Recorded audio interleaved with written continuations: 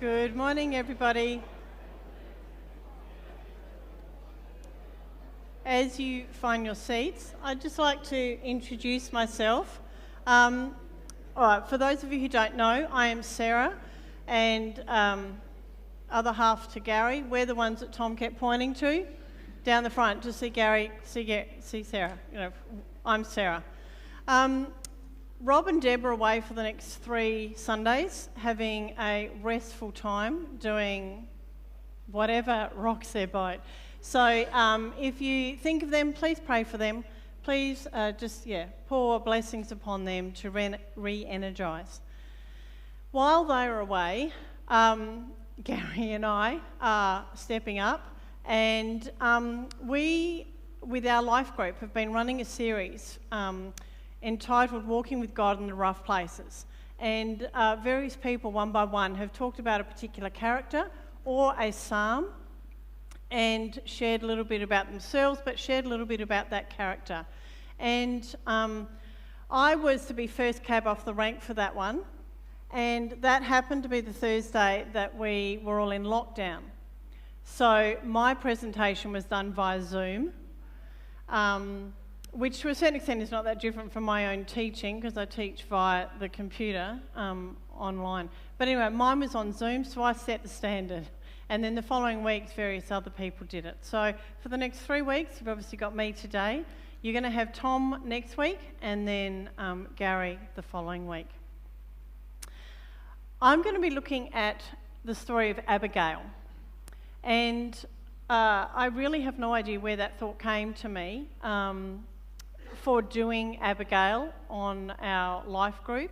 But as I delved into her story, she really only gets mentioned once in the Bible, as in her little story, and then that's it, apart from being a lineage. And she's pretty amazing. I think she's a pretty amazing woman. Pretty amazing woman indeed. And I really liked how one of the songs there we had, I'm going to sing in the middle of the storm. And I thought, well, bring it on. This is what we're doing. I'm going to present this I'm actually going to read the story. And Rob last week talked about stories and how stories, the Bible is full of stories, non-fiction stories. And you might read them and think, yeah, there was a character, and once upon a time there was Abigail or whatever. But these are actually stories that I think if we read and we think about them, can actually have relevance to us. We can take a little bit from each one of these characters and apply it to our own lives. So I'm going to be presenting the reading in the form of a story. And it's a story of redemption and an overcomer. It's set at a time, it's 1 Samuel 25, and it's set at a time when Samuel, or the people were wanting kings. They didn't want judges anymore, and they wanted kings. And it was up to Samuel to be anointing the first 2 kings. The first 2 kings being Saul and then David. And this is at a time when Saul is there, and he started off well, but then he's getting jealous of David. So this is a period of the Bible where Saul is there as the king, but he's also trying to chase and kill off David at the same time. Meanwhile, David is trying to avoid being killed, but also trying to stick close to God. And Abigail plays a very important part in this particular period of time that I want us to be focusing on. Now, it's not quite a once upon a time, but I'm actually going to read it to you. There are 3 characters in this story, for those of you who are unfamiliar with it. There's David, Abigail, and Nabal. And obviously I've just got pictorial representations. I have no idea what they really look like, but it's there as a visual to keep track as to who's who. Now, there was a man in Maon whose business was in Carmel, and the man was very rich. He had 3,000 sheep and 1,000 goats, and he was shearing his sheep in Carmel. The name of the man was Nabal, and the name of his wife Abigail. And she was a woman of good understanding and beautiful appearance. But the man was harsh and evil in his doings. He was of the house of Caleb. When David heard in the wilderness that Nabal was shearing his sheep, David sent 10 young men, and David said to the young men, "Go up to Carmel, go to Nabal, and greet him in my name.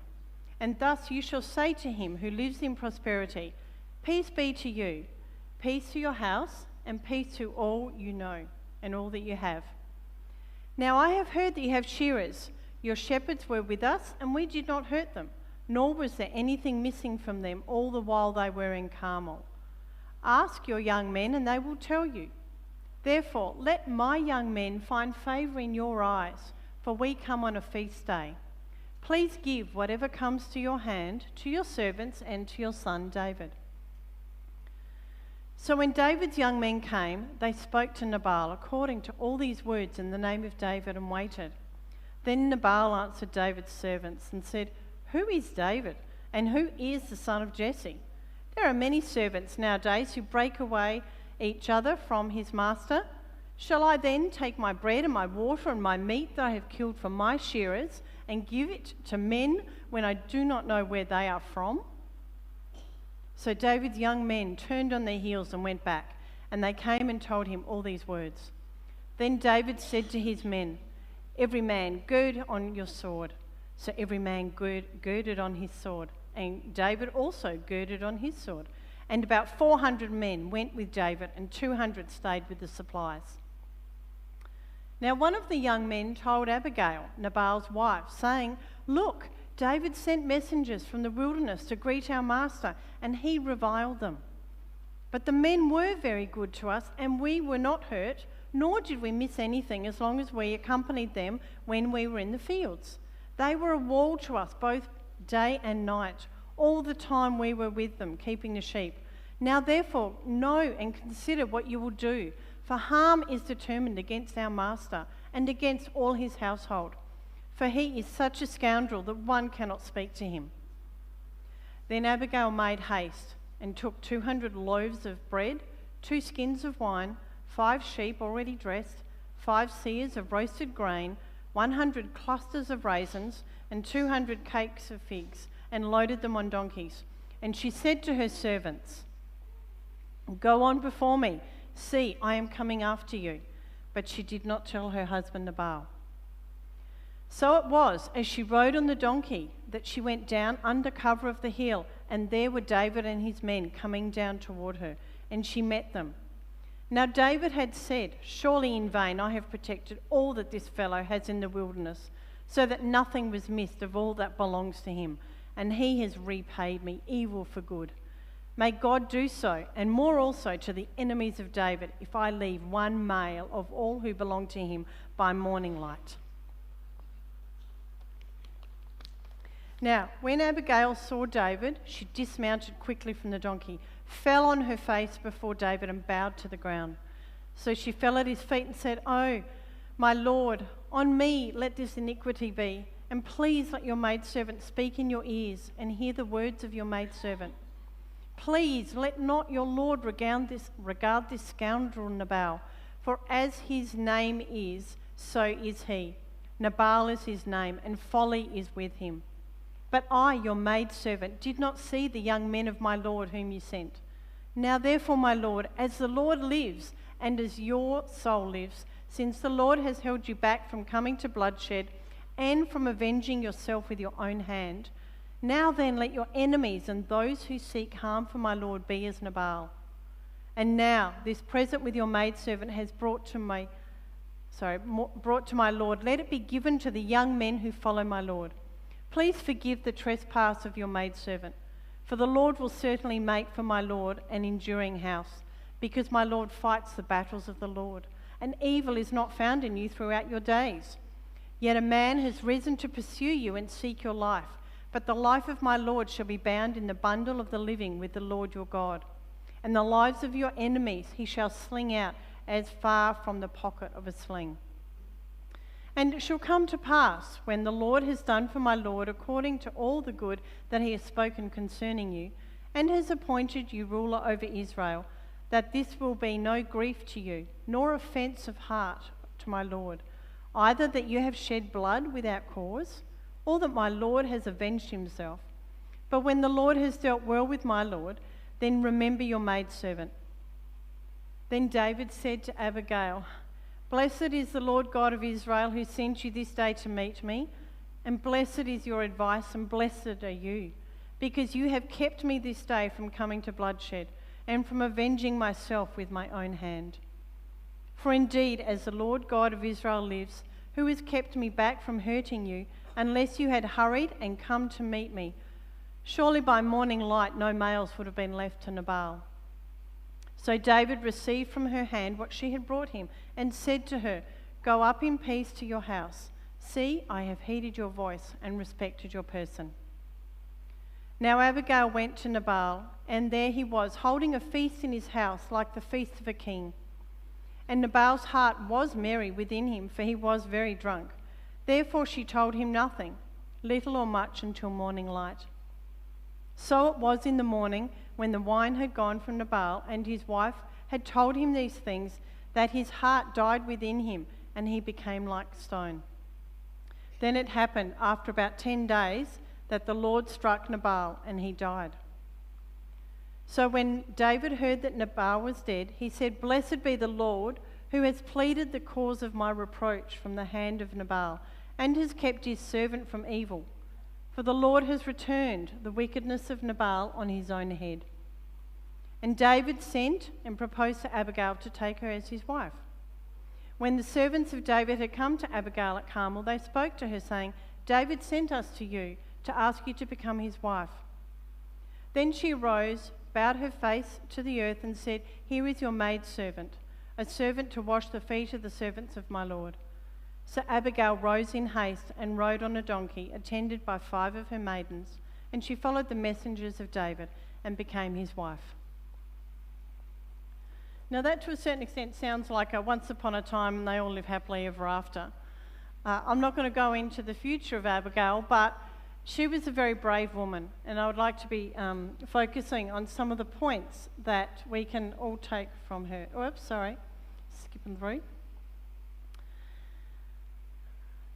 One thing I think we can take from Abigail is to not let fear hold you back. Move forward with God's courage and wisdom. At the very beginning there, we were told that the name of the man was Nabal and the name of his wife was Abigail. She was a woman of good understanding and beautiful appearance, but the man was harsh and evil in his doings. So it straight away tells us that in this marriage, and Abigail possibly had not a lot of say in who she was going to end up with. She's ended up with this guy who is selfish, mean, greedy, but despite that, she is able to remain true to her own self and see that there is actually another way of doing things. So at a time when she hears about all this, she's not going to cower in the corner and think, "Oh, my husband's mean, greedy, he's going to kill me, I'm just going to run for the hills." She actually decided to step forward. So when the servant came to her and told her what was happening, his words were, "Think it over and see what you can do, because disaster is hanging over our master and his whole household. He is such a wicked man that no one can talk to him." The next line there, Abigail acts quickly. She didn't stop and think. She didn't think, "Oh, what can I do?" and pace the floor like I would have, or probably found a back door. These servants, they knew that he was mean and nasty, but they knew straight away that she was the person to go to for compassion, for wisdom, and how are we going to get out of this. So with that, they were obviously, I guess, fearful, so they went to her. She, knowing that she had, not just looking after herself and possibly her husband, but also looking after all the workers, because she would have known that they were going to be dead meat as such. So what did she do? She acted quickly. So she moved forward with God in God's courage and wisdom, something I personally need to learn on a daily basis.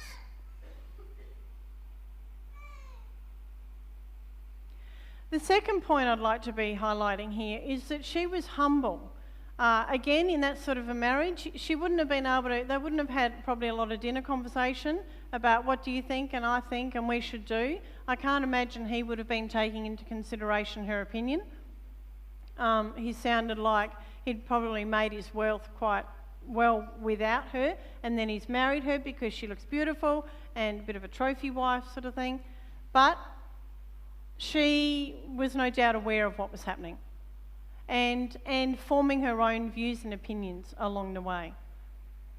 So when she does hear what has happened after this being told by the servant, she acted quickly, but she got together all the food and the wine and the sheep and the raisins and the 200 cakes of pressed figs and loaded them on donkeys. She went into action and she went and just did this.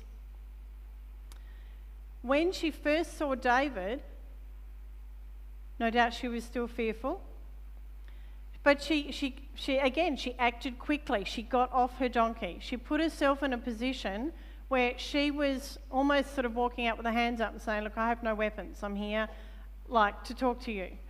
And so bowing down before David with her face to the ground, she fell at his feet and said, pardon your servant, my lord, and let me speak to you. Hear what your servant has to say. So straight away she was there to seek peace. She wasn't necessarily saying to these guys, listen, here's some food, go away. Please leave my husband and me alone. She was actually aware of what they had done and actually rewarding them for that, and in a way saying thank you, but also trying to broker something and create a bit of a, can we talk this through before you go and create havoc everywhere, and before my husband and I lose our lives along with everyone else. Seeking peace with those around you, I think, is incredibly important. I'm sure we're all in situations where we hear something from one side, be it colleagues or family or something of that nature, and then you hear the other side from the other side, and people are bickering, people are pointing and saying, oh, look at them and what they're doing, and I heard and whatever. It can be a hard path to walk. I guess from my own experience, I work with a team of people that are actually all in different areas, and because I'm a jack of all trades, master of none within my load, I've got different people who I need to report to or speak to or listen to, work with, and they don't necessarily all get on. And it's really important I find for my own sanity, it's really important to walk that line of just sort of listening, trying to bring a bit of peace, and then move on. Otherwise, I'm taking it home, and he said and she said and whatever, and I get dragged in, and I find it's really sucking life out of me. So full credit to Abigail on this occasion for being brave, courageous, and then attempting to seek peace.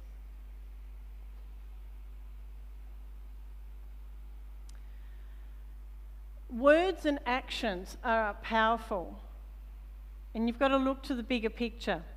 So Abigail was looking to beyond. She wasn't just necessarily thinking of, oh my goodness, we're all going to lose our lives today. She was actually thinking that for the future of David, which I'll get into with the next point, we need to actually think of things bigger than this, and where are these going? And I cannot stress enough the actions and the words that we all speak and do today has an impact on tomorrow, next week, next month, next year, 10 years' time. I don't know if you've ever had situations where maybe you've had a conversation with someone today and you think, oh, I'm never going to see them again, I'm never going to cross paths. And then, years down the track, you come across someone, either that person or somebody who knows that person, and they say, oh yeah, no, I know, you used to work with my mate and they thought you were really helpful and nice and friendly, whatever. And hoping that that's the way it goes, as opposed to, oh yeah, my mate worked with you and you were the one that cut them off at the knees.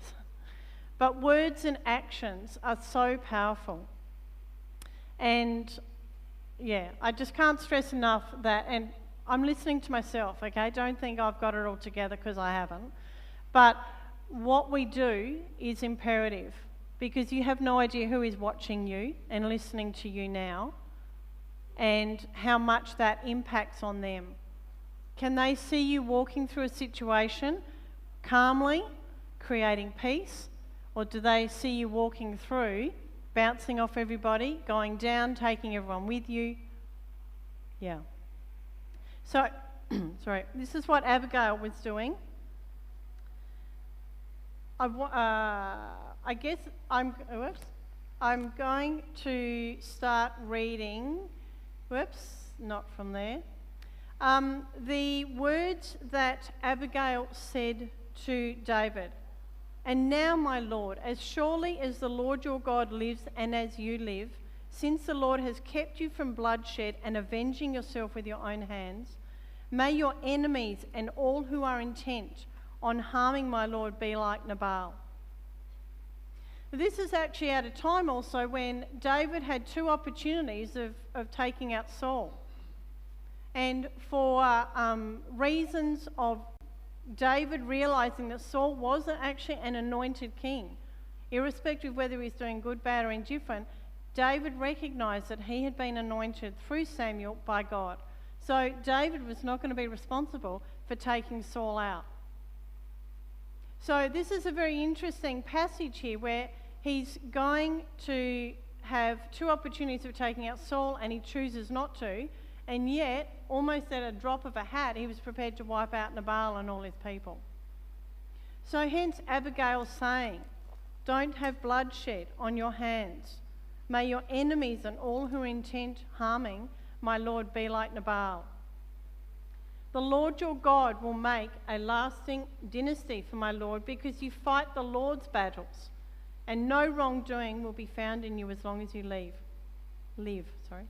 Even though someone is pursuing you to take your life, the life of my Lord will be bound securely in the bundle of the living by the Lord your God.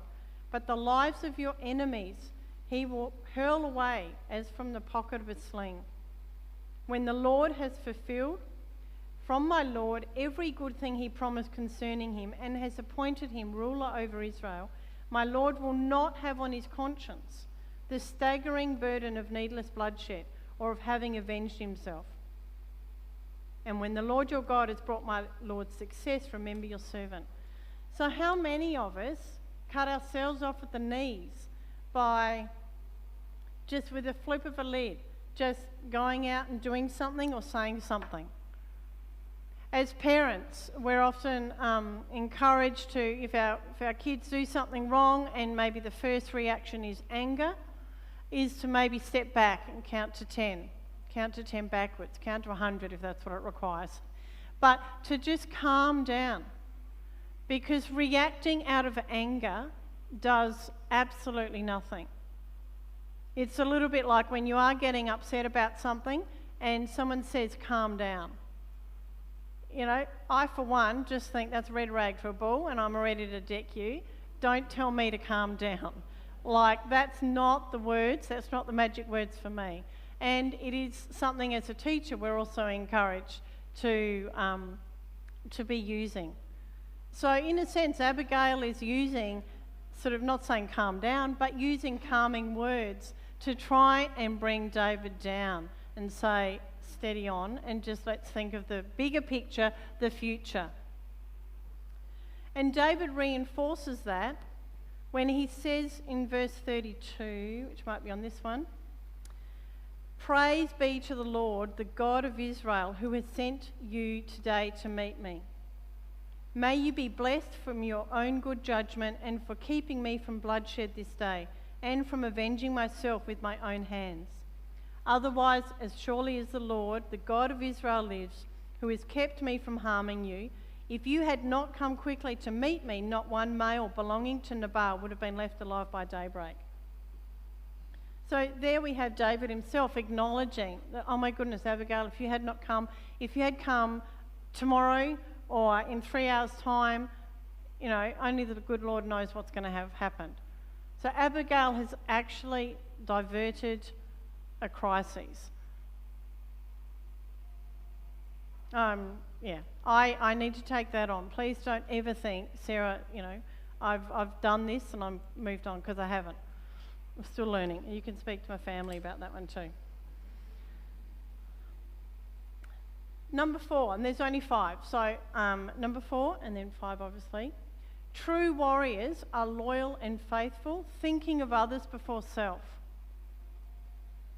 So what I want to highlight here is that Abigail was gentle, she was patient, she was encouraging, nurturing relationships, she showed kindness, most of all she showed self-sacrifice. She would have had no idea what would have happened when she went out there. She could have easily been killed herself, stomped by the donkeys she'd brought, and then they, that's a combination of David and Nabal. David would have said, no, I'm out. But obviously it didn't work like that. But she was able to use her words to get him round. Here, she's actually thinking of David. She's pointing out that your future is going to be decimated if you have bloodshed here. Because she could see that he was an anointed one. She knew that he was of God. And she knew his character. Again, we don't know what people are picking up when we think they're not looking. Abigail would have heard about David, would have heard about what he was doing out there, may never have met him, but knew what he was doing. And then obviously having her servants come and say, hey, this is what he's been doing, he and his men. Kept us safe, looked after us, all these sorts of things. So she goes out for David. She's not there for herself, she's for David. When the Lord has fulfilled for my Lord every good thing he promised concerning him and has appointed him ruler over Israel, my Lord will not have on his conscience the staggering burden of needless bloodshed, having avenged himself. So she's thinking of David when she does this. And then, if it was me, I would have been out of there and thought, you can go and deal with Nabal, but she sticks around.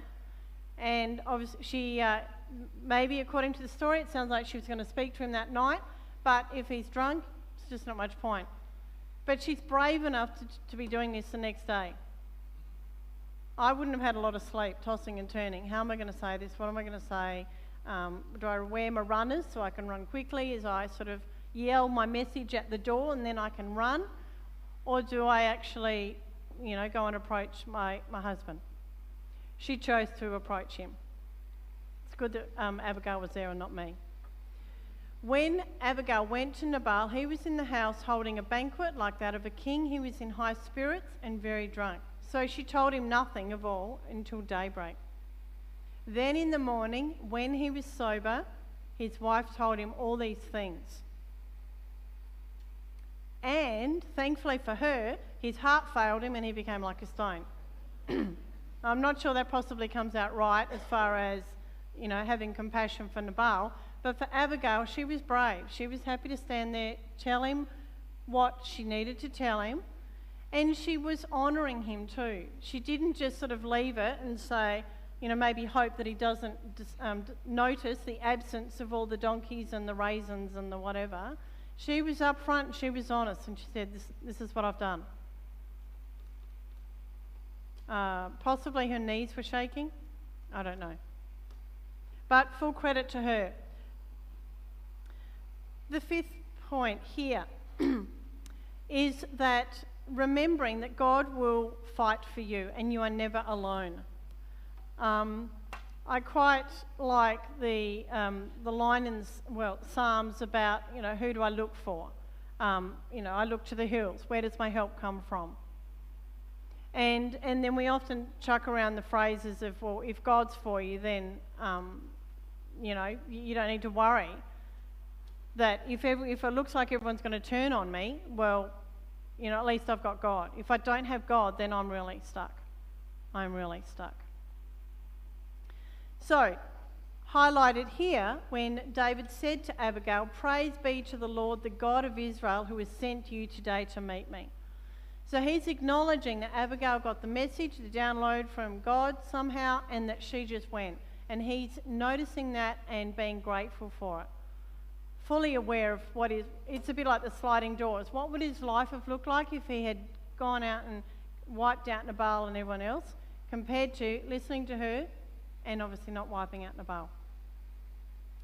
When David heard that Nabal was dead, he said, "Praise be to the Lord, who has upheld my cause against Nabal for treating me with contempt. He has kept his servant from doing wrong and has brought Nabal's wrongdoing down on his own head."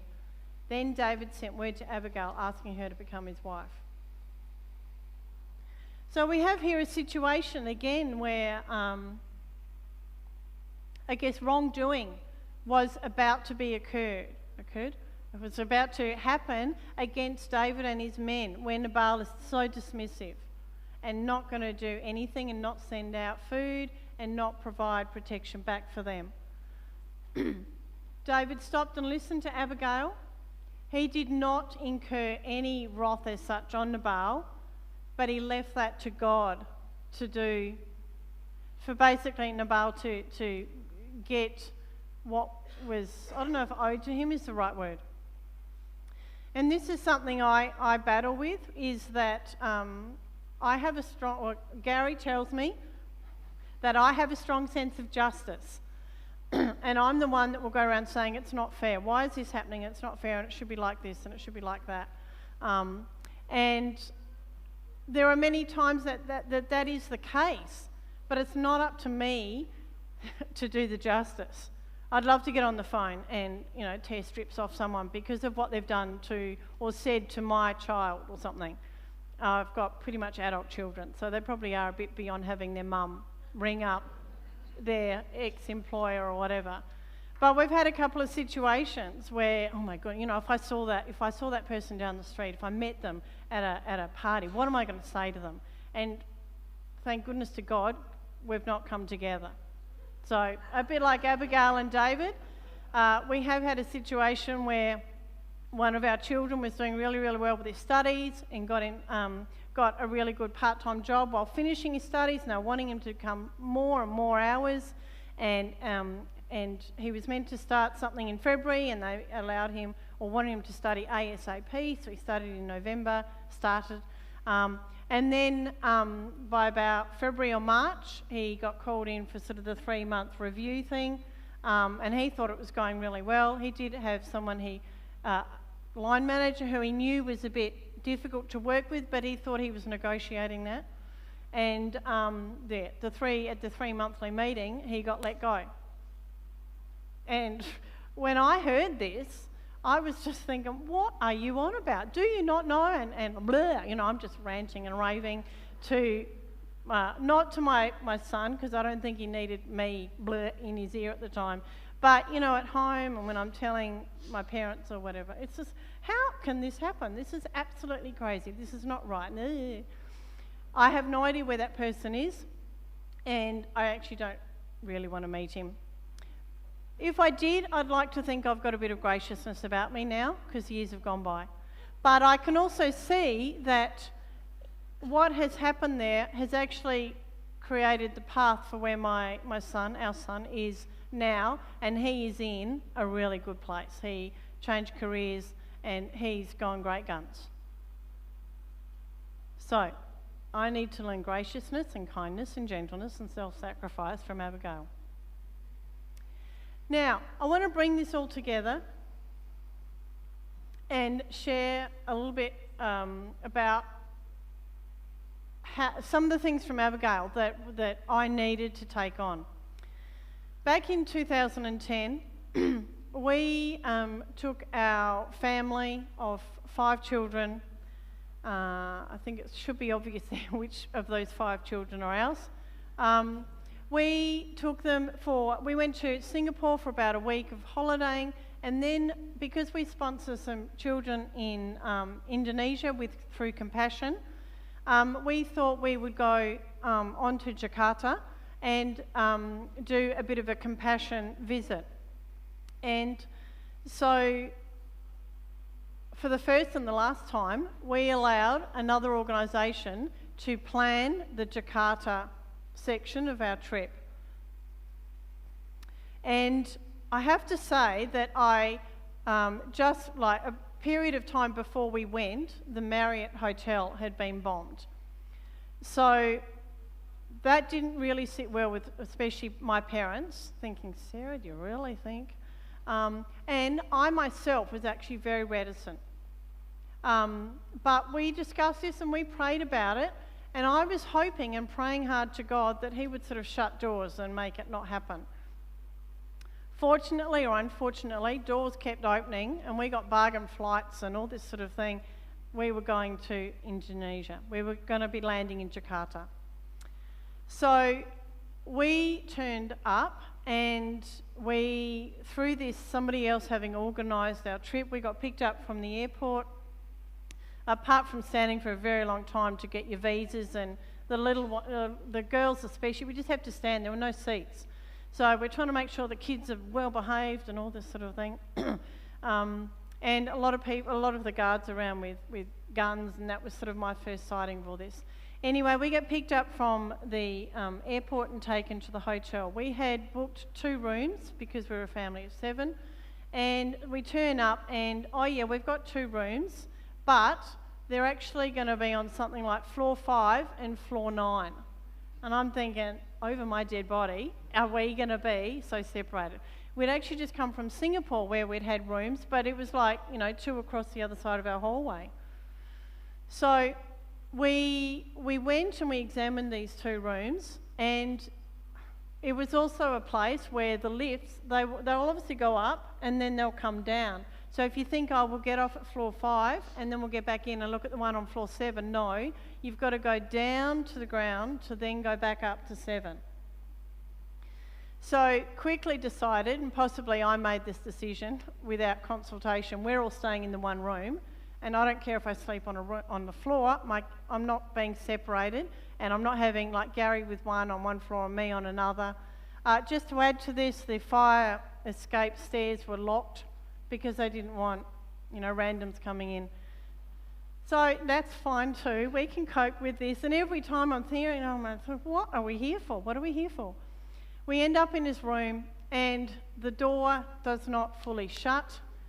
So you've got one of those flimsy little chains holding it shut.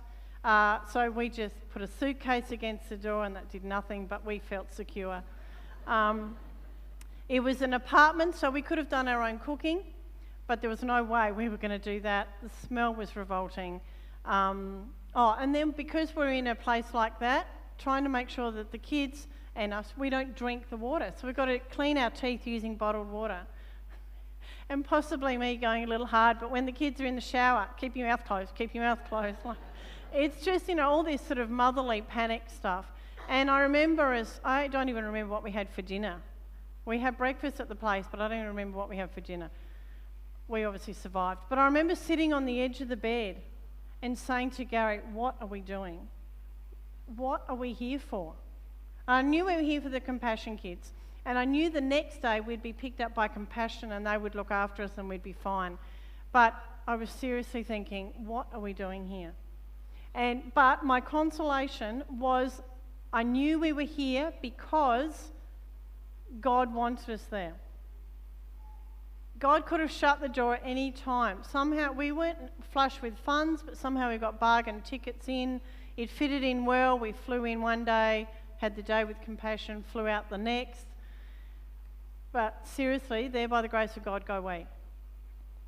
That was a time of me having to press so much into God. Get out of my fears. Apparently it's written at least 365 times in the Bible, fear not. So one for each day. We survived. And do you know what? We were either silly enough or brave enough to actually go back in years, subsequent years. We have been back.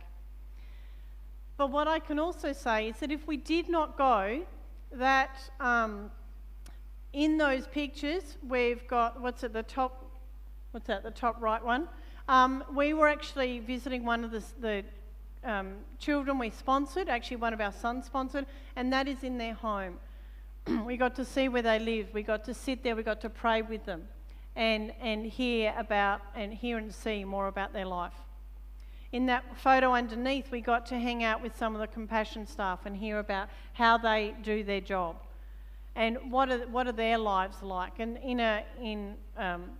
a country that's Islamic, how do they maintain their faith? And obviously in that far one, where a photo there of a family and a boy. Of the 3 kids we visited there, no, all 3 of those quickly moved onwards or outwards, either managed to get enough funds and or moved out of the area. So if it wasn't for God just opening doors and pushing me through, that sort of shoving somebody through, there's no way I would have gone there. I would have been there. And then, crazily, to take our 5 kids. I don't know what memories our kids have. This was back in 2010. But you know what? We all survived. We all survived to tell the tale. And can I say, not one of us got sick from tummy bugs or eating something wrong or drinking their water or whatever. We actually survived. And I have to say, I probably was, and I still am, a cushy white girl who likes, comforts and blessings. So that's something that I know it's a trigger point for God, for Sarah. Come on, get off, go, just go.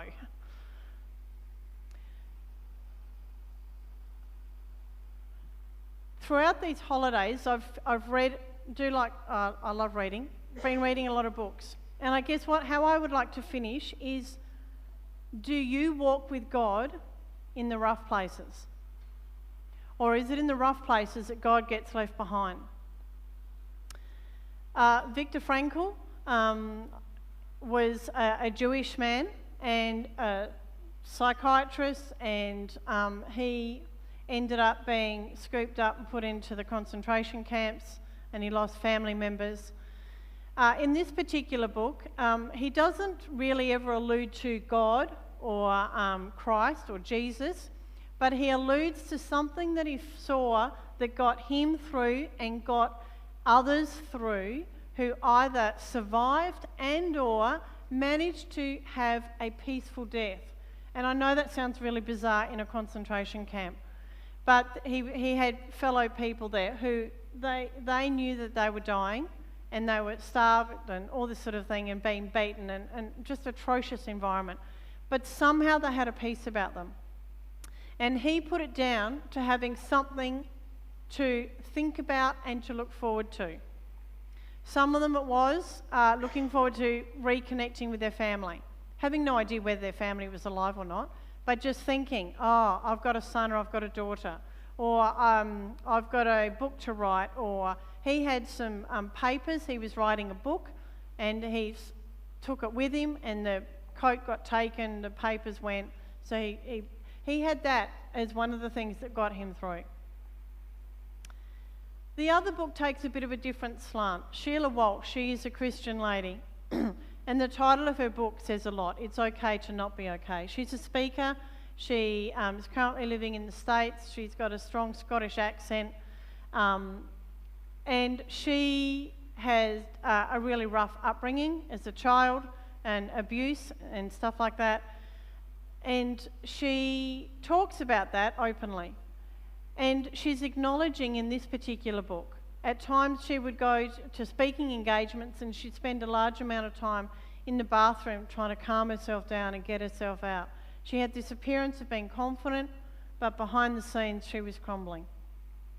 And she talks about the storms that were coming to her and how she dealt with that, and finding it a lot easier to deal with when she allowed God in to help and when she pressed into God. So, like Abigail and like Sheila Walsh, do you walk with God in the rough places?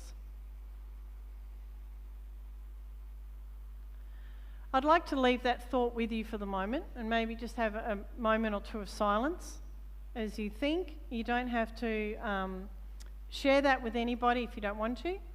I'm interested to hear if you did have something you wanted to say and share with me or share with anyone else.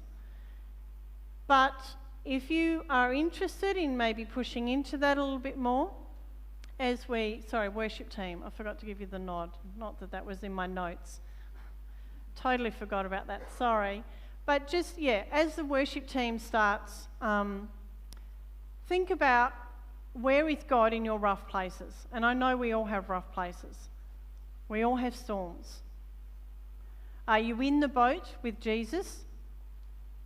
Or are you trying to swim madly by yourself?